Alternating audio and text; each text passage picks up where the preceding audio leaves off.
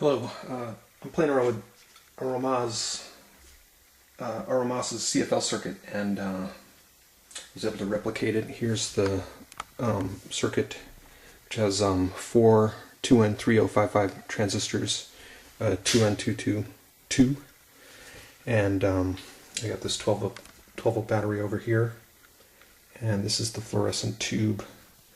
I'm going to disconnect ground here. This ground wire goes over to my sink, sort of a messy sink here. Turn this sucker on. Oh, here's the coil. Turn this on. And, okay, so I turned off the lights in my bathroom here, my little laboratory. You can see the bulb's glowing. If I change the potentiometer, you might be able to hit a sweet spot. If you connect up the ground, though, it really gets going. Okay, so here's one thing that I noticed, which is kind of cool.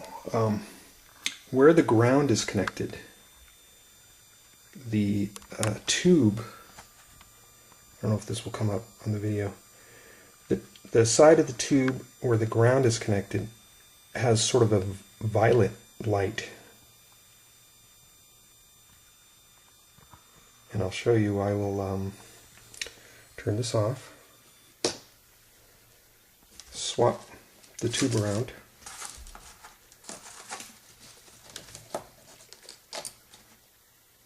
just rotating it, connecting this up.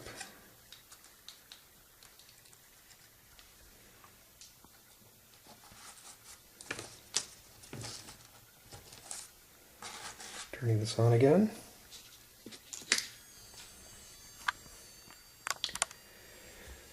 And I don't know if you can see it, but the side where the ground is connected, there's definitely a different color. It's sort of a violet.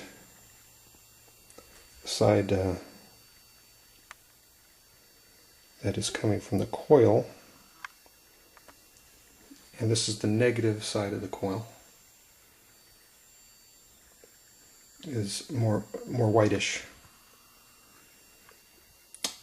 So that's unusual. I wasn't able to get these bigger CFL lights to work. I'm not sure why that is. Maybe my 12 volt battery here is running a little low because I've been doing a lot of stuff on it. But this little one works. And the other thing I noticed is that these transistors get really, really hot. Probably because the way I imagine the circuit's working is it's basically not really connected to ground, and all the transistors don't have pull-ups or pull-downs on them, so they float like crazy. And so relative to a ground plane, this thing can just sort of be anywhere voltage-wise as a reference.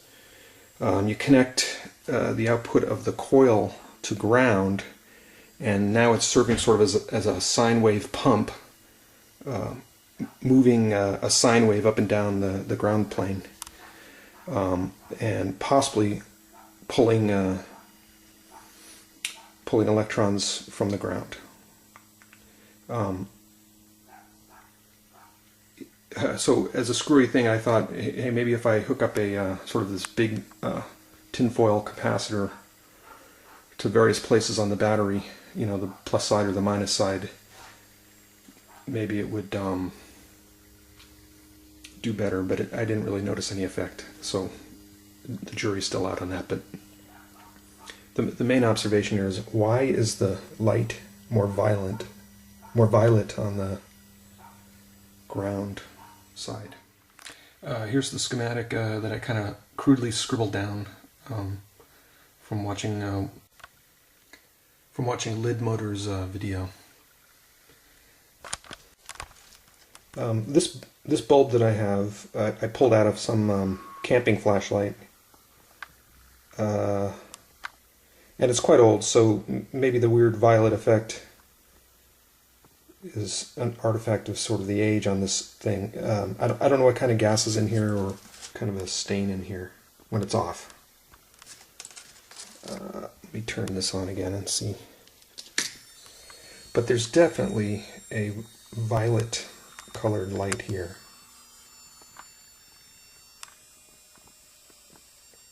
And it's not on that side.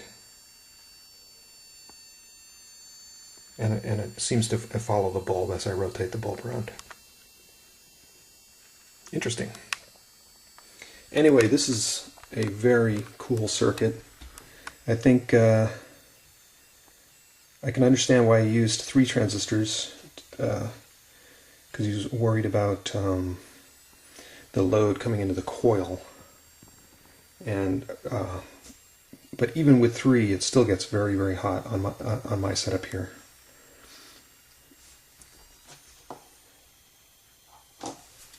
Turn this down again. You can mess around with the potentiometer. So this is the resistor coming into the base of the 2N2222.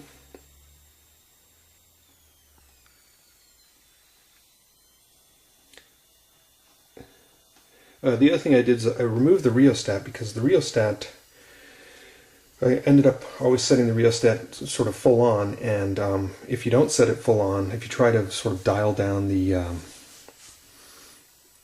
voltage coming into this whole circuit, the rheostat would get very, very hot, because I don't know what the wattage rating on this thing is, but I was afraid I was going to burn it out, so I kind of removed that.